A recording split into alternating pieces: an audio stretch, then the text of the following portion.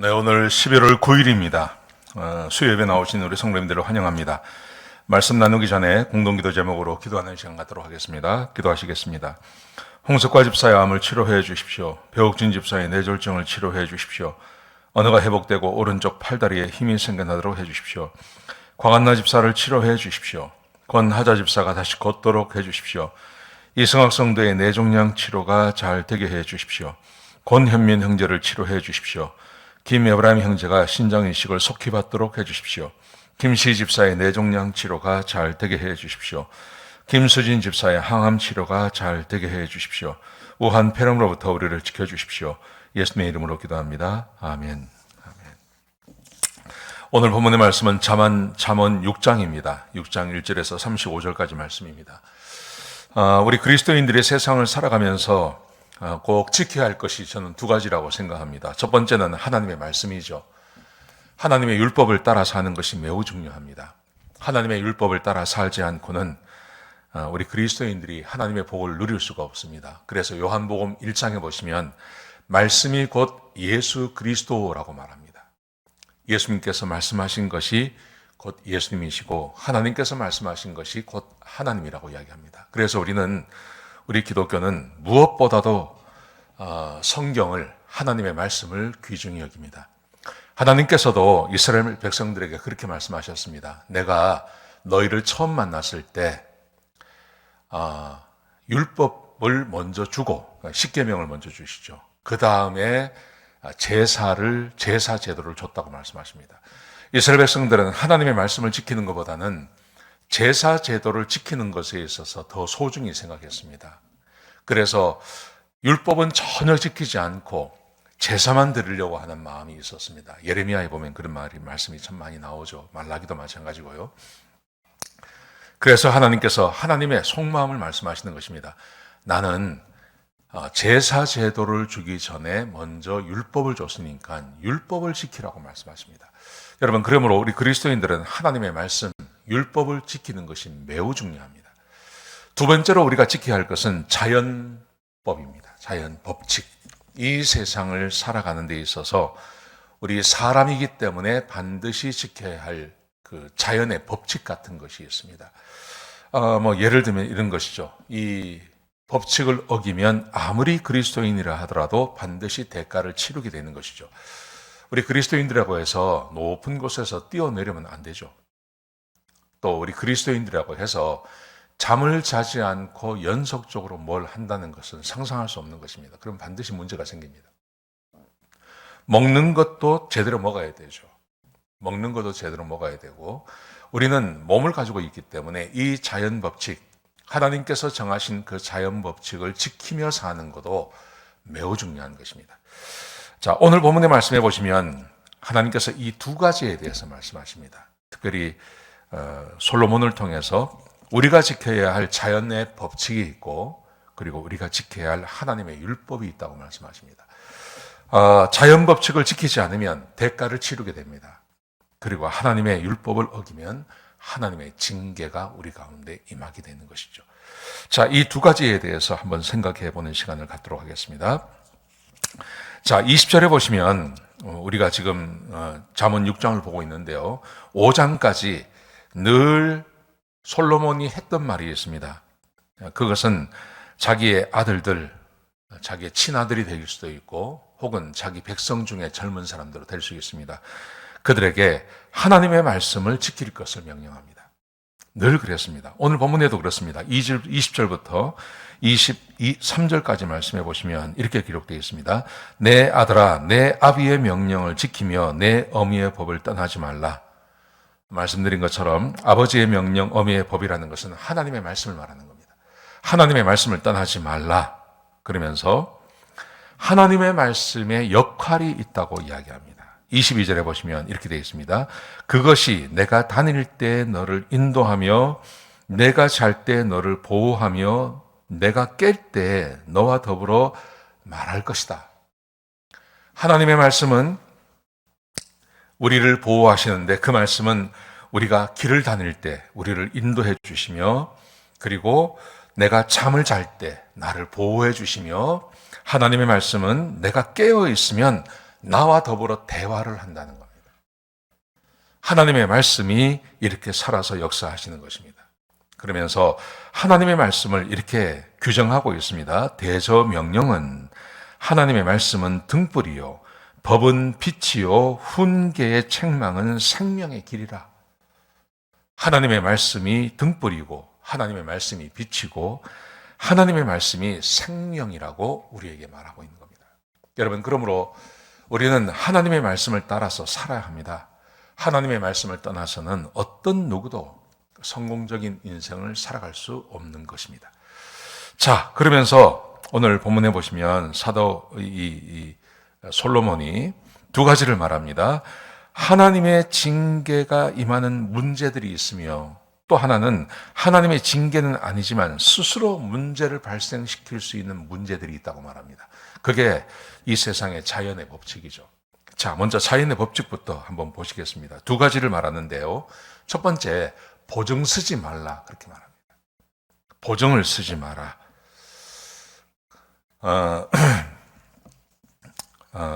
실제로 우리 주변에 보시면 보증을 섰다가 집안이 망하고 보증을 섰다가 막 자기 대만 아니라 그 밑에 자녀들까지 고난을 당하는 그런 일들을 우리 주변에서 종종 보게 됩니다. 그래서 성경에서는 보증 쓰지 말 것을 우리에게 교훈하고 있습니다. 자, 여러분 한번 보시겠습니까? 1절에 보시면요. 내 아들아, 내가 만일 이웃을 위하여 담보하며 타인을 위하여 보증을 하였으면, 다른 사람을 위해서 보증을 섰다는 말입니다. 보증을 섰다는 말은 무슨 말이냐 하면 내가 책임을 지겠다고 생각하고 내 재산이나 땅이나 이런 것을 담보로 잡혀놓고 그 약속을 하는 걸 말하는 거죠. 그러면 성경은 이렇게 말합니다. 이게 어떤 거냐 하면, 보증을 쓴다는 것은 어떤 거냐 하면 3절에 보시면요.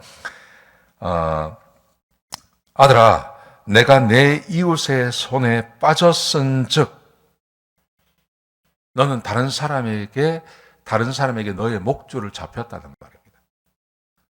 내가 보증을 쓴다는 말은 다른 사람에게 이렇게 목줄을 잡힌 것과 똑같다고 말씀하십니다. 여러분, 왜 이렇게 말을 하냐면, 보증이라는 것은 한마디로 이런 것입니다. 이것은 욕심입니다. 보증을 요구하는 사람의 욕심에 내가 끌려 들어가는 겁니다. 나에게 그것을 행할 수 있는 능력이 없는 겁니다. 내가 능력이 되지 않는데 능력 이상의 것을 사업을 한다거나 능력 이상의 것을 끌어들여서 뭔가를 할 때 보증이 필요한 겁니다. 내 능력만큼 하면 보증이 필요 없습니다. 그런데 보증을 요구한다는 말은 내가 책임을 다할 수 있는 능력이 없다는 말입니다. 능력 이상의 것을 하려고 하니까 다른 사람의 보증까지 필요로 하는데 내가 거기에 끼어드는 겁니다. 보증을 섰을 때는 대부분 다 실패하게 되어 있습니다. 대부분 다 실패합니다. 그래서 오늘 본문의 말씀에 보증 쓰지 말라. 보증을 쓰는 것은 너의 이웃에게 네가 목줄이 잡히는 거와 똑같다고 말씀하십니다. 그러면서 이렇게 말씀하세요. 내 이웃에게 간구하여 스스로 너를 구원하라. 무슨 말이냐면 내가 실수로 내가 보증을 썼습니다. 그러면 어떻게 해서든지 거기서 빠져나오라는 거예요. 그 보증 쓴 것을 그대로 두지 말고 어떻게 해서든지 빠져나오라. 이게 지금 우리에게 주고 있는 교훈은 보증 절대 쓰지 말라는 겁니다. 보증 쓰지 마라. 욕심 사람을 망하게 하는 것. 교만한 너이지만 욕심이 사람을 망하게 하지 않습니까? 그러니까 욕심을 부려서 뭔가를 하려고 하는 사람 앞에 보증 쓰지 마라. 그게 부모가 되었던 혹은 자식이 되었던 마찬가지입니다. 보증 쓰지 말 것을 우리에게 말씀하십니다. 보증 쓰면 망한다. 이렇게 말씀하십니다. 자, 두 번째로 자연법칙 안에서 반드시 대가를 치르게 되는 것, 그것은 게으름이라고 말씀하십니다. 게으름. 자, 6절 말씀 보시면 이렇게 되어 있습니다. 게으른 자여, 계미에게 가서 그가 하는 것을 보고 지혜를 얻으라. 게으른 자여. 게으른 자여, 계미에게 가서 지혜를 배우라. 그게 어떤 거냐면 7절, 8절 보시면 이렇게 말씀하십니다. 계미는 감독자가 없어도 스스로 일을 하며 그리고 여름 동안 준비하여 추수를 준비한다. 이렇게 말씀하십니다. 게으른 사람은 감독자가 있으면 일을 하고 감독자가 없으면 일을 하지 않습니다. 그리고 준비할 줄 모릅니다. 겨울을 준비해야 되는데 여름에 놀아버립니다. 일해야 할 타이밍이 있는데 그 일해야 할 타이밍에 일을 하지 않습니다. 그 결과 겨울을 준비하지 못하는 거죠. 그냥 현재를 즐겨버립니다. 그래서 게을러서 사는 사람들 가운데 어려움을 겪는 사람들이 참 많다고 말합니다. 제가 얼마 전에 글을 하나 읽었는데 한국 사람이 미국 아가씨하고 결혼을 했습니다. 미국 아가씨하고 결혼을 했는데 이분이 자기 이제 심정을 이야기를 하는 거예요. 한국 사람과 미국 사람 굉장히 다른 가치관이 있는데 그 중에 제일 큰 게 뭐냐 하면 미국 사람들은 현재를 소중히 여긴다는 거예요. 현재를 소중히 여기기 때문에 현재에 만족하고 현재 행복하면 됐다고 생각한다는 거예요. 근데 우리 한국 사람들은 그렇지 않지 않습니까? 우리는 전쟁도 많이 겪고 가난도 많이 겪고 그렇기 때문에 현재를 희생해서라도 미래를 준비하려고 애쓰는 민족이 우리 한국 사람들입니다. 그래서 현재를 조금 희생하죠. 현재를 조금 희생해서라도 미래를 예측하고 미래를 생각하고 그리고 현재를 희생하며 내가 뭔가 부족한 것이 있으면 그것을 채우려고 애를 쓰고 열심히 일을 하지 않습니까? 그런데 자기가 결혼하고 보니까 자기 아내는 전혀 그렇지 않더라는 거예요. 그러니까 왜 그런가 봤더니 자기 아내만 그런 게 아니라 대부분의 미국 사람들이 그렇더라. 이렇게 말을 하더라고요. 제가 그걸 보면서 그게 어떻게 보면 좋을 수도 있지만 오늘 본문의 말씀에 보면 하나님께서는 분명히 말씀하십니다. 하나님께서는 미래를 준비하지 아니하면 그러면 반드시 그 사람은 대가를 치르게 된다고요. 현재 즐기고 현재 좋아하는 것, 내가 원하는 것을 마음껏 하며 사는 사람은 그 사람은 반드시 미래에 있어서 고난과 어려움을 겪기 마련이라고 말합니다. 그래서 게으른 사람은 잠에서 깨라고 이야기하죠. 좀 더 자자, 좀 더 졸자, 좀 더 손을 모으고 눕자. 이거 하지 말라고 이야기합니다. 그래서 일어나서 일할 것을 우리에게 말씀하고 계십니다. 여러분, 지금 오늘 이 솔로몬의 말씀에서 우리에게 가르쳐 주는 것, 여러분, 게으른 사람, 이것은 하나님께서 무슨 징계를 내리고 할 필요도 없습니다. 원래 세상이 그렇게 돌아가는 겁니다. 세상이 원래 그렇게 돌아가는 겁니다. 게으르게 살면 그러면 고난을 받게 되어 있습니다.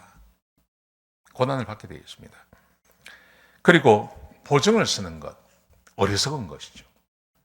남이 욕심을 내어서 자기 능력 밖의 일을 하려고 하는데 거기에 보증을 서준다?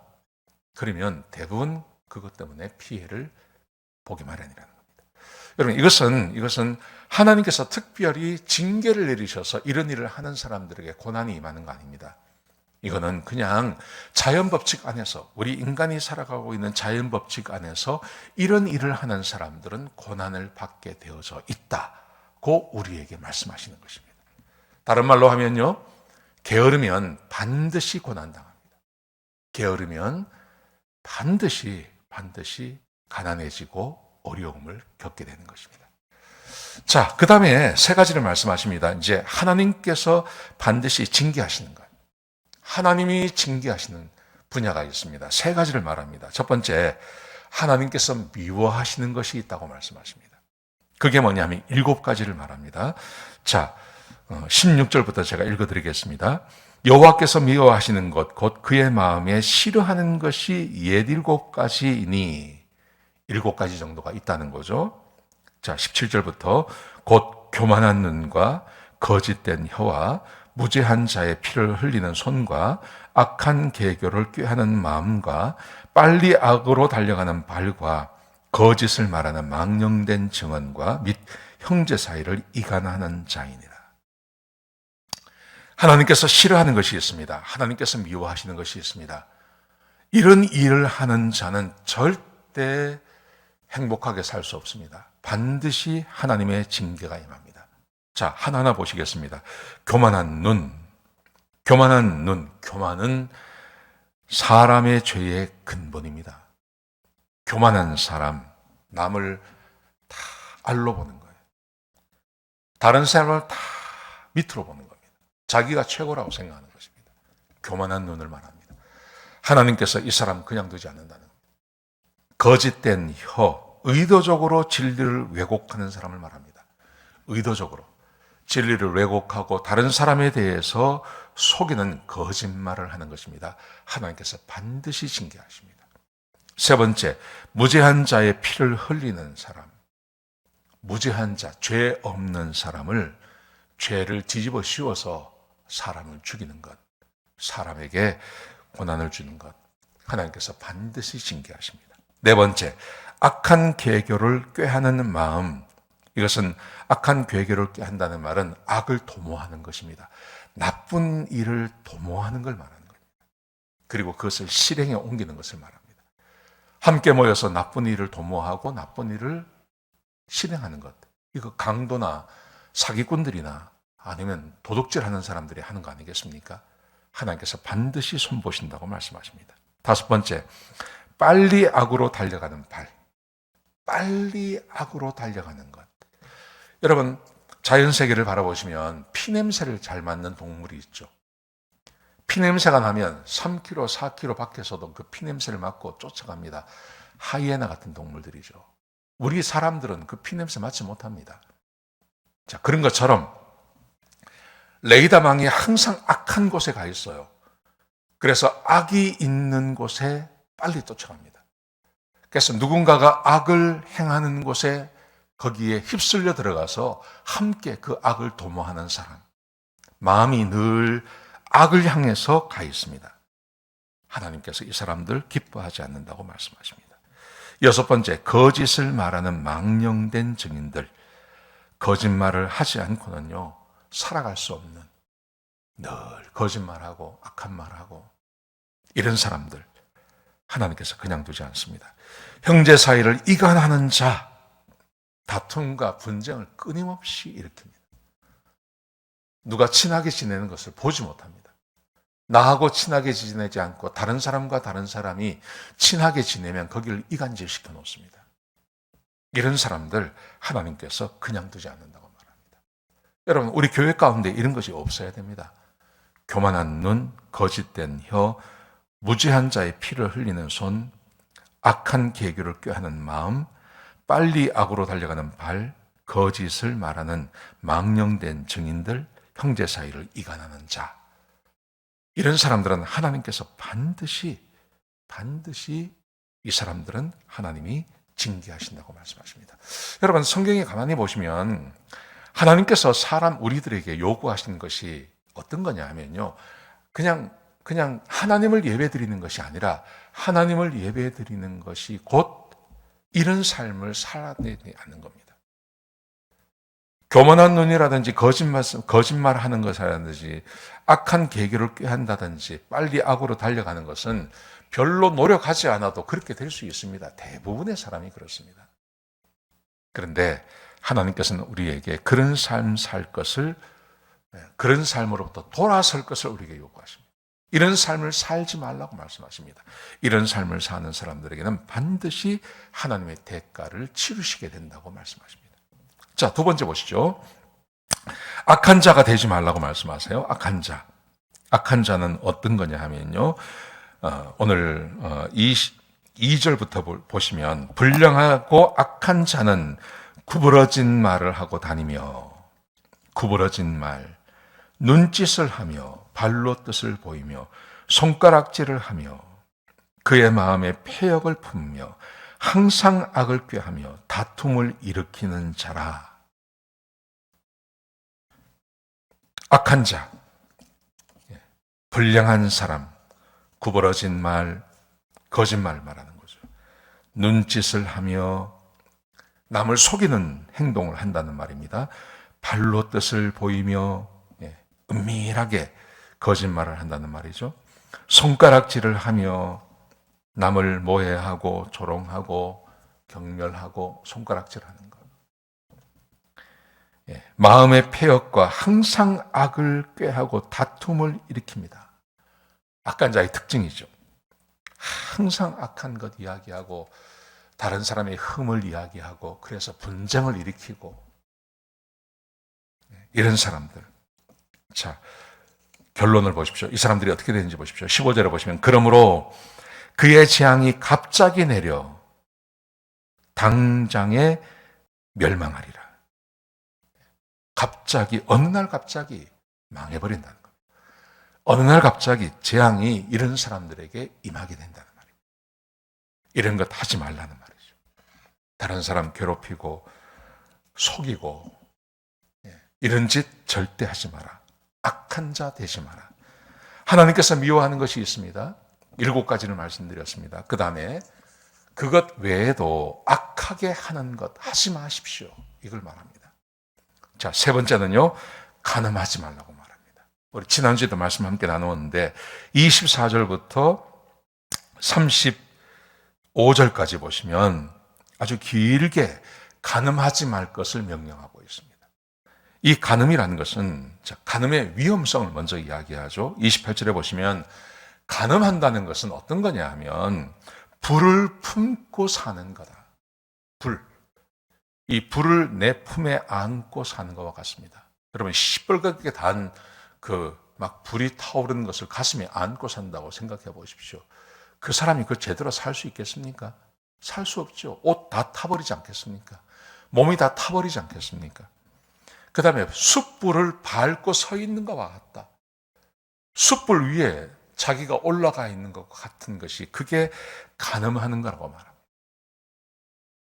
지금 우리가 사는 세상 가운데 간음이 괜찮다고 말하죠. 누구나 간음할 수 있고 간음하는 것이 심지어 능력이라고 말하고 그렇게 사는 것이 인생을 재밌게 사는 거라고 말합니다. 여러분 그런데 주변을 보십시오. 간음하는 사람 치고 행복하게 사는 사람 없습니다. 왜냐하면 하나님께서 그렇게 하시겠다고 말씀하십니다.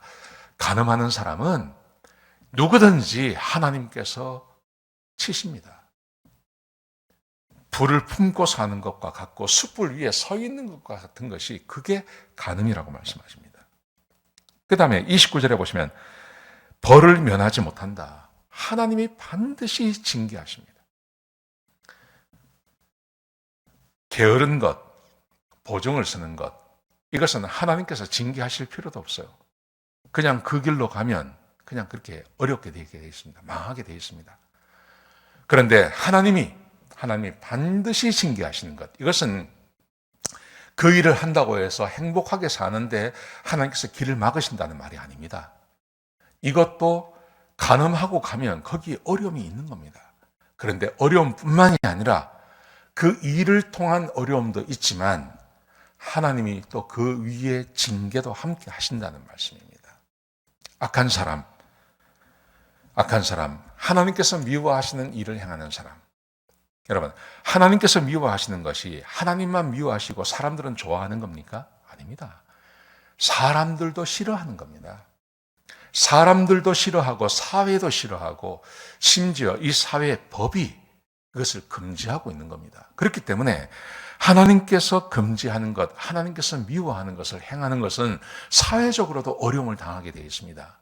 그래서 사회적으로도 문제가 됩니다. 거기에다가 하나님이 반드시 그 사람을 징계하신다고 말씀하시는 거예요. 이 두 가지가 함께 있는 거예요. 이것은 사회적으로도 고난을 당하고 거기에 하나님의 징계가 함께 오는 것을 말하는 것입니다. 대표적인 것이 간음이라는 거죠. 간음. 반드시 하나님께서 징계하신다고 그렇게 말씀하십니다. 그래서 32절에 보시면 영혼을 망하게 하는 것입니다. 영혼이 망해집니다. 영혼이 망해져 버리고 그리고 33절에 보시면 상함과 능욕을 받게 되어 있습니다. 상함과 능욕.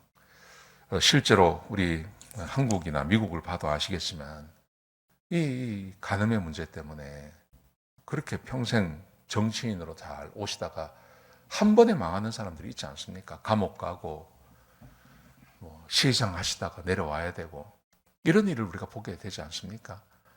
하나님께서 반드시 징계하시며 그리고 상하며 능력을 당하는 것, 그게 간음이라고 말씀하십니다. 자, 오늘 이 말씀 가운데서 두 가지를 말씀하십니다. 하나님께서 금지하시는 것이 있는데 그 금지하시는 것, 사회적으로 이 일을 하면 사회적으로 그냥 어려움과 고난밖에 당할 수밖에 없습니다. 그게 보증 서는 겁니다. 그리고 또 하나 게으른 것입니다. 이게 있고요. 또 하나 하나님께서 미워하는 것이 있습니다. 그 하나님께서 미워하시는 7가지 하지 말라고 말합니다. 또 하나님께서 악하다고 말씀하시는 것 몇 가지가 있습니다. 이거 하지 말라고 말합니다.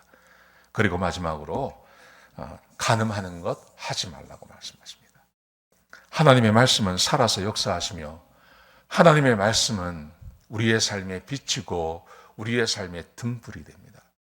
하나님의 말씀을 따라 살면 우리가 깨어 있을 때 우리를 인도하시며 잠자고 있을 때 우리를 보호해 주시며 그리고 우리가 깨어나서 하나님과 대화할 수 있는 것이 그게 하나님의 말씀입니다.